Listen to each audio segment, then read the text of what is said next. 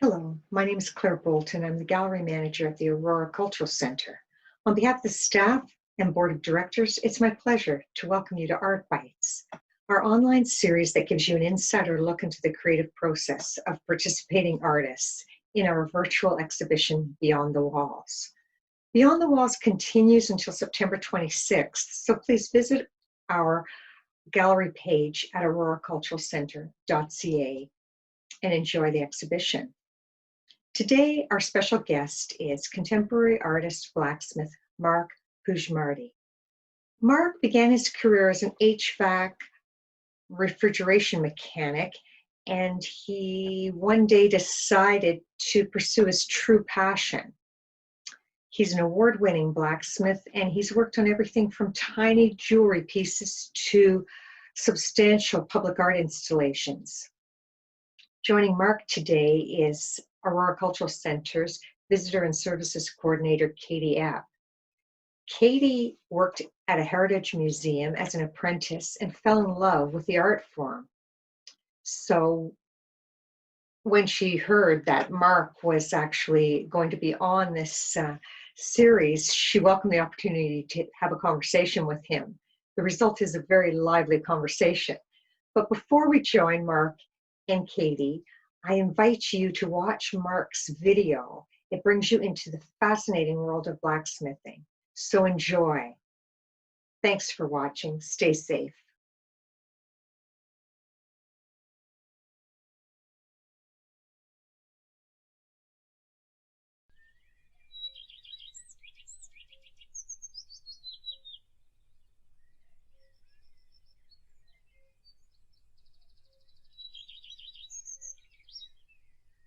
So you shoe horses, right?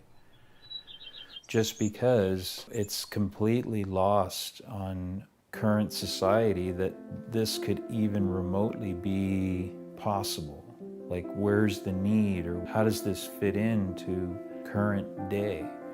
Everything is manufactured and assembly line produced. So you got to be a farrier. You got to be a guy that shoes horses. I'll say no, of course, and they're like, really? So what sort of things do you make? And again, my answer is, well, anything that can be forged. I know there's still a blank visual on their part that they just can't grasp. What could that be? And part of it, I guess, is not even understanding, what does forged mean? What does that mean? Because there's a disconnect. It takes 3 generations, and by that 3rd generation, that thing or technology is not forgotten, but it never existed. We're pretty close to that, you know, as far as commonplace in terms of blacksmithing anyway. It's almost that it was non-existent. Not that we've forgotten how that works or what they would do, let's say, and so on and so forth, but more like, what is that?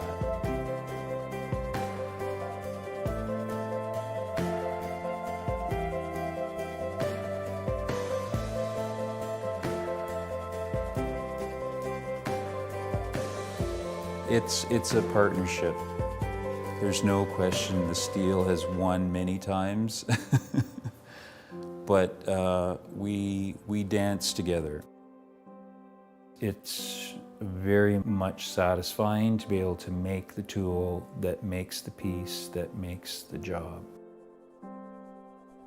My name is Mark Puigmarti, and I'm a blacksmith.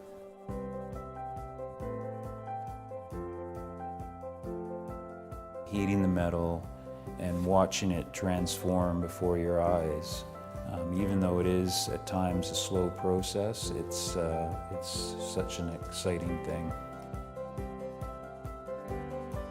It's just like, you know, the stereotypical rock star scenario. It's like I'm living the dream. This has been so long of a process to get to this point, where, you know, you're actually surviving off what you produce and you love what you do. And that whole thing is like, is this real? Is this so?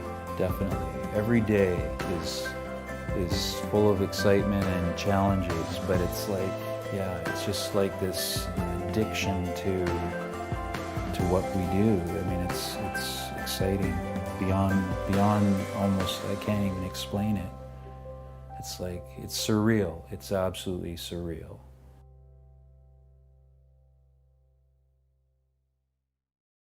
Blacksmiths are known for saying, oh, just one more heat, because you're always trying to tweak it a bit.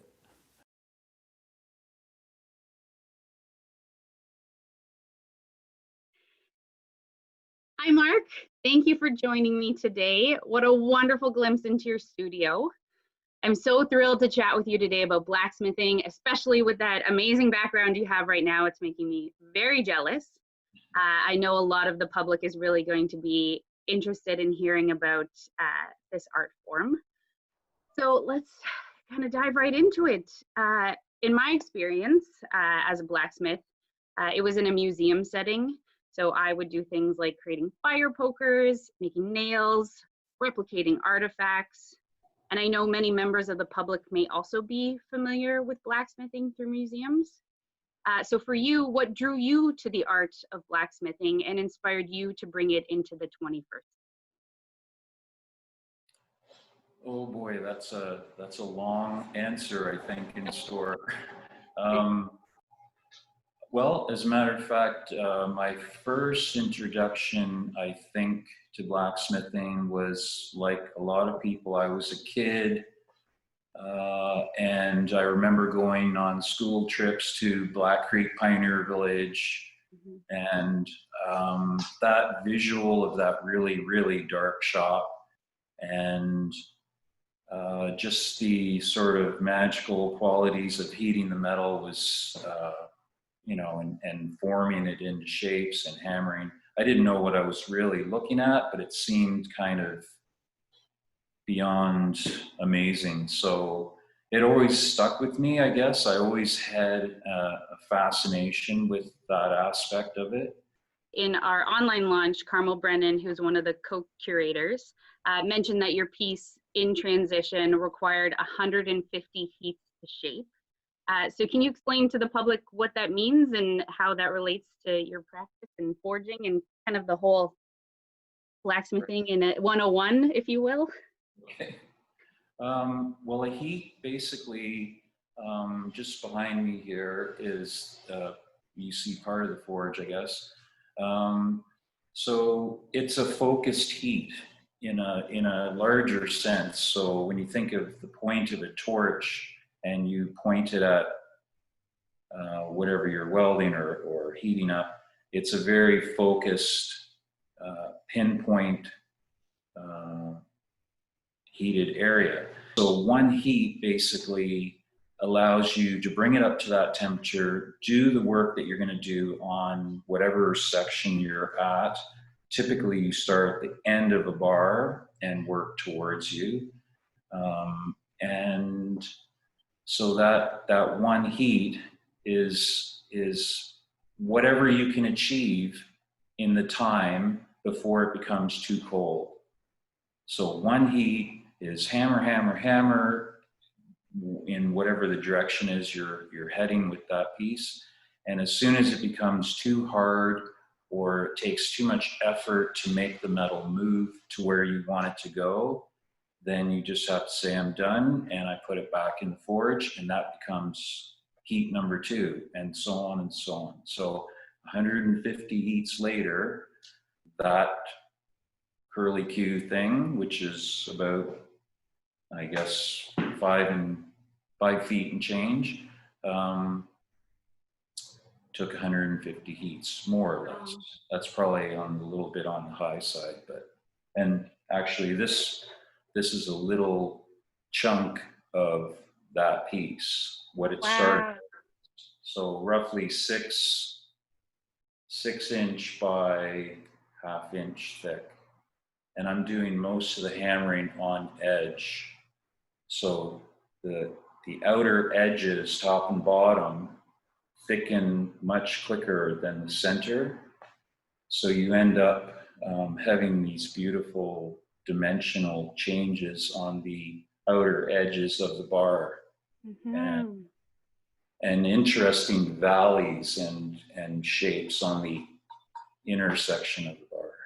But that's, I think it was probably just over 4 feet when I started of that material. And it went to, I'm gonna say probably close to 10 feet when it was all drawn out. Wow, that's incredible, especially to see where it started.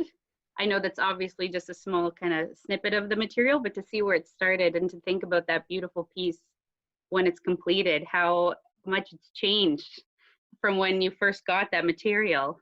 Yeah, thus the 150 heats. Correct. You mentioned earlier in your video that you dance with metal in your forge, and sometimes the steel wins. So can you talk about a specific project where it didn't really go as planned?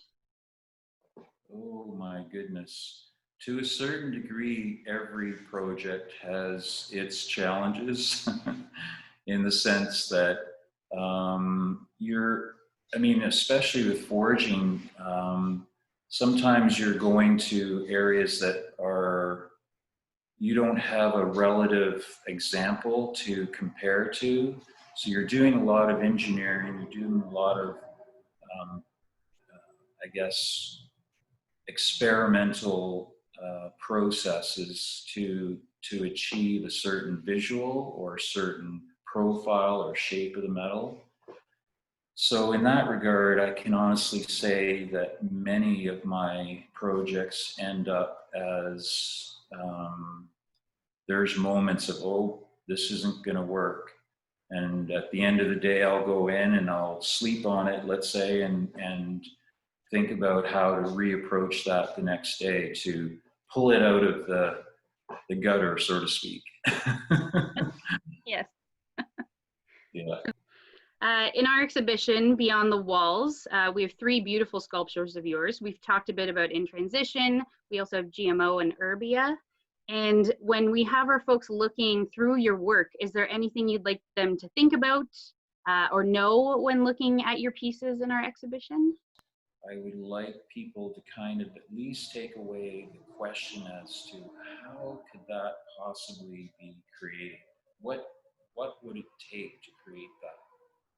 Not necessarily worrying about the actual details of how that's achieved, but I think it's almost, leaving an open question as a wonder, and I think that's applicable to a lot of arts where, people are doing different and unusual and original things that really, I think it's a way of keeping people connected to our humanity, if you want to say. It's, always look at things and wonder maybe how it was achieved or I don't know. I just think it's a good way to be kind of wonder about things, for sure. Before we wrap up, just a thought that came to mind, and I know you mentioned this in our previous question. If there was one thing the public could take away about blacksmithing that you'd like them to know about, what would that one thing, or few things, if you can't narrow it down to one, thing that you would like them to know about the art form? How can we make it a commonplace word again without sort of thinking from a historical perspective? So art, I guess art is the biggest factor of modern blacksmithing. So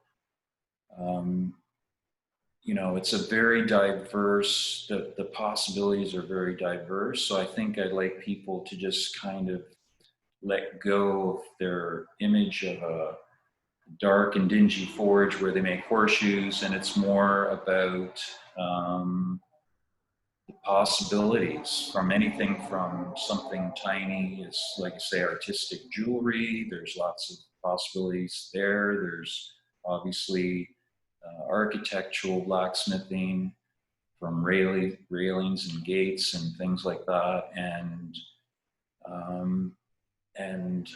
everything in between. So furniture, I mean, it's just, it goes and goes, the possibilities. Wonderful. Well, Mark, thank you again so much for speaking with me today, for sharing your experiences and allowing us kind of a glimpse into your shop. I want to thank everyone for watching. We hope you join us again soon for another installment of Art Bytes. Stay safe, and thank you.